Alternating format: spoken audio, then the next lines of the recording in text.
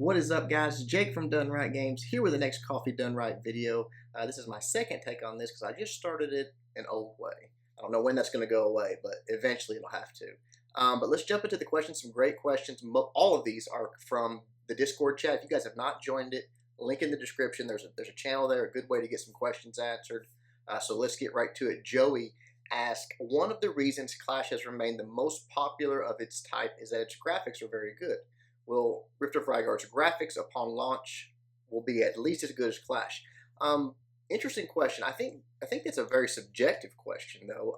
As far as graphics, some people like some things, some people don't. But what you're going to notice is that graphics, while they're important, are not the most important thing. If graphics were the most important thing, we'd all be playing Dawn of Titans, the most beautiful game on mobile that I've played. Period. So it is important, and we have some amazing artists. So I think the graphics are going to be very good. But that being said, I think it, to me at least, as a gamer, takes a back seat to gameplay. I think gameplay is it. The game's got to be fun. It's got to be challenging, competitive, all those things, and then it needs to look good. So yes, I think we're going to be very much in what people would classify as good graphics for sure. I think so. But we'll see what you guys think about it. Champagne for me. That's what it is, champagne for me. I created a new account in COC to get warmed up for our beta. I like that. And I realized COC's beginner guide is fantastic, easy and beginner friendly. Will RR have something for players who never played a base building game before to start with? Yes, we will obviously have an intro, I don't know what you'd want to call it, tutorial, I guess is the sort of the right way to phrase it. But I don't like a way of, and I haven't done clashes. It's practice probably different than when I did it. I don't know if that's true or not. So I can't speak to that.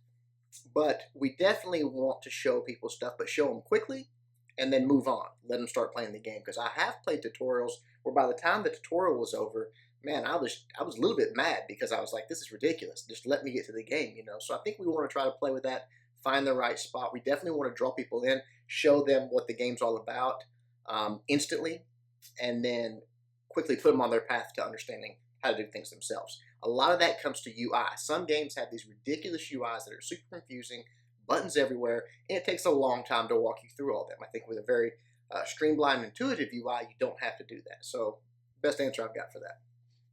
Maximilian, there are a lot of complaints about troop AI and COC. Has DRG found a way to improve that?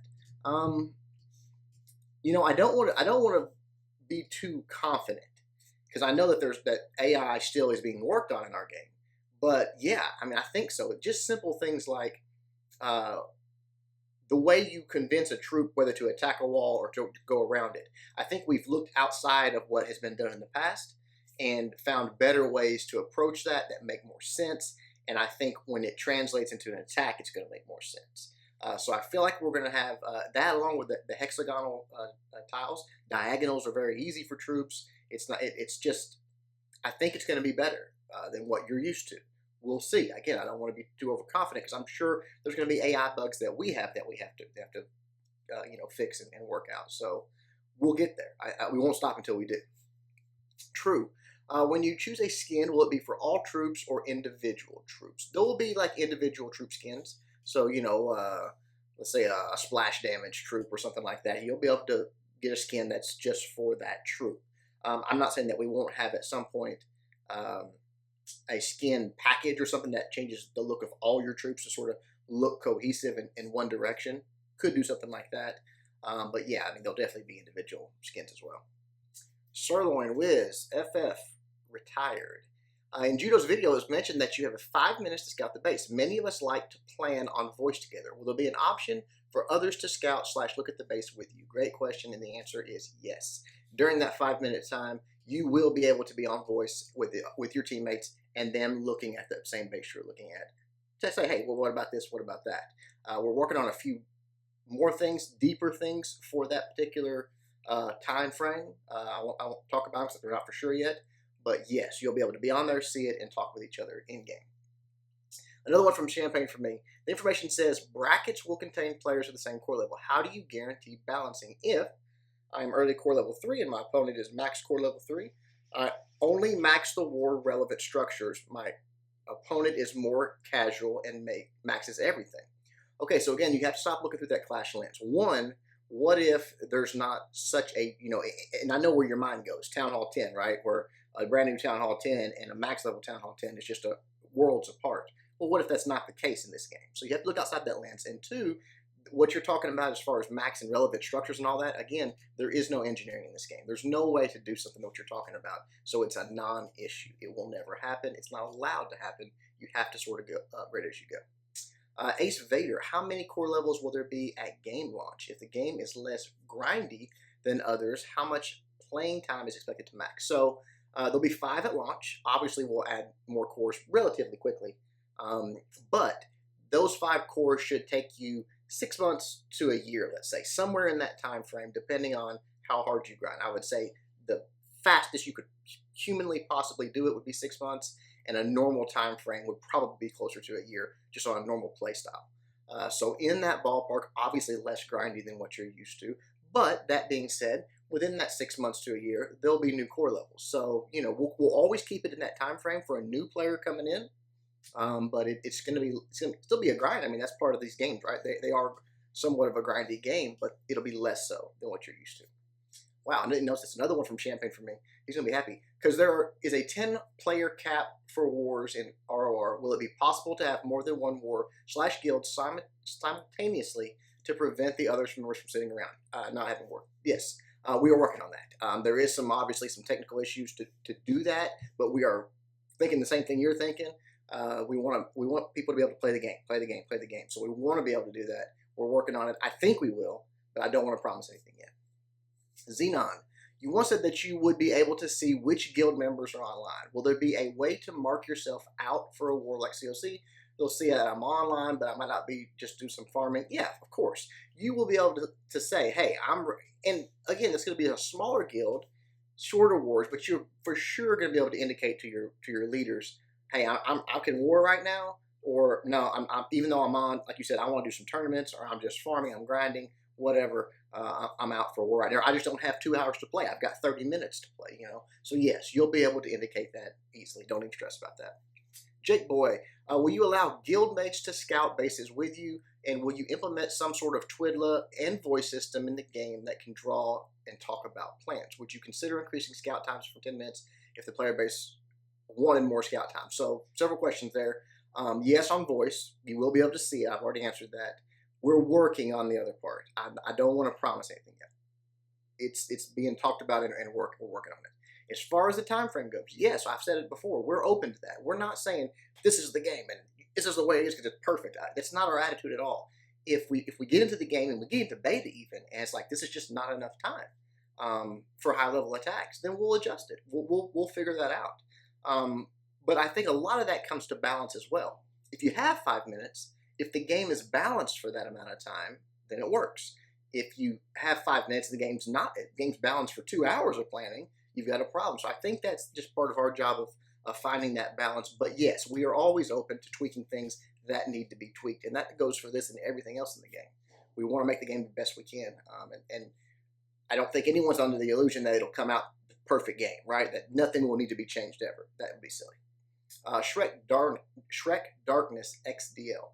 Will the shown ranges be equal to the actual ranges of defenses? Yes. I mean, yes, they will, to the best of our human possible ability. And if it needs to be tweaked, again, it'll be tweaked. Maximilian, will there actually be the option, which Jake proposed when friendly challenges in CLC were announced, that you can re-attack a base you normally attacked? I'm not sure what you mean there. As often as you want to without rewards in order to try out other strategies. We are looking at all kinds of ways to be able to attack bases that are just for fun, right? Just for practice. One of the ones that I want to do for sure, and we've talked about, is after a war's over. You can attack any base, yours, your teammates, the other guilds, as much as you want for a period of time. So that base that you almost smashed, oh, I should have done this, I think that would have worked, you can do it. Doesn't do anything for you. It's just practice. It's just learning. So things like that will be in the game. I don't want to tell you all of them yet because we're working on it, right? Another Xenon. Will learning the history of Raigard be advantageous for playing the other game modes, or is it just a story for people that want to play solo? Both. As I talked about, there will be some minor teaching there, so you could learn something from there that maybe you didn't know, a good use for a troop or a hero or something like that. But in general, it's a story, right? It's for people that get into that, because some people really get into lore and stories and get really drawn into the world that they're playing in, which is cool. And that's not necessarily me, but I know that a lot of people do. So that's more the direction we're going with that. It's just to have a really good story. Devil. When attacking, if a troop has been is off the screen, will it disappear to prevent really long troop bars while attacking? I know what you're asking there. Yes, that's already in the game. That's not something that we want to do. It's the way we built the game. When you're deploying a troop and they're gone, it's gone. Everything else scoots over. That's just the way it is. It's the only way that it makes sense. So yes, as you start raising those things up, it will get to the point where the bar never overlaps. You know, it'll always keep itself nice and neat. Hoosier Daddy. Oh, that is a very clever name. Hoosier Daddy. I like that a lot. Okay, really excited about the game coming out. I know you have said even if the Kickstarter doesn't reach the goal, then you won't take any money, all or nothing. I know you also said that this won't affect the release of the game. My question is, what do you plan on doing with people that want the guaranteed beta spot? As cool as the other perks are, I bought that tier for the beta spot, so how do you plan on approaching that issue? Yeah, it is looking like it probably won't. I mean, you never know what's going to happen in the last week or so, but if it doesn't, what we're probably going to do is put out something that you can just do it directly through us. You can get the guaranteed beta spot. We'll tweak a few other things, but the core of those rewards will stay the same. We'll probably do less tiers of it, but just stay tuned. If you're just dead set on it, I promise you'll get a chance. Don't stress about the Kickstarter. Sirloin, Wiz, another one. In what languages will all our ROR be available at launch? A lot of them. Obviously, we said we're going to do a soft launch in a few countries, so we'll do those. But when the global launch comes, all the major languages. And I say that someone's going to be like, "Oh, well, my language is not major." I mean, you know what I'm talking about: English, Spanish, French, German, Russian. I mean, I'm obviously forgetting some, but the big ones. We'll do a lot of them. Rob the Wanderer. Of the 6 heroes mentioned, will all 6 be playable by each faction? Or will each faction have 2 unique heroes? Thinking of old school Warcraft 3 in the 90s, the obvious follow-up question being, to see all of the game's content, will having 3 accounts, i.e. factions, be encouraged? So any player will be able to play all of the heroes. We talked about having faction-specific heroes, and we opted against it for several reasons. The main one being balance. Again, when we want it to an esports level, can't have an advantage for someone. I want it to be an even playing field. I know you can't. People are going to say, oh, League of Legends, all this stuff. I want it to be a completely level playing field. So we wanted everyone to have it. It'll be part of the story. It'll be fine. But you'll have access to every hero, regardless of what faction you're on. As far as having 3 factions, I mean, I probably will. It's just going to be fun. It's not because of you have any kind of advantage. It's just going to be cool to play all the different factions and see all the stuff. Last one comes from Alec. Have you considered having the skins give small boost to various attributes? Like one could give a small increase in damage, while another boosts health or speed or range. That would add an element of strategy to the skins, making them more than just for show. Yes, we did consider something like that, Alec, but immediately I said, no, that's not what I want. That, even if it just borders on pay to win, I don't want it. I don't want it in the game. So anything that you spend money on is not going to give you an in-game advantage. It's just not. And some people are going to say, oh, well, that's nonsense because you can upgrade your hero or your troops or your base or whatever. Yes, you can, but that's not something that someone else can't do for free. And it's also just going to match you up against harder people. It's not going to give you an advantage. You're not going to be able to do that and then pick on the little guy. That's not the way this game is going to work. So no pay to win.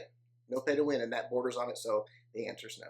All right, guys, that is it. Hope you liked it. Again, join the Discord. Get your questions answered. Until next time, Jake from Done Right Games. Peace.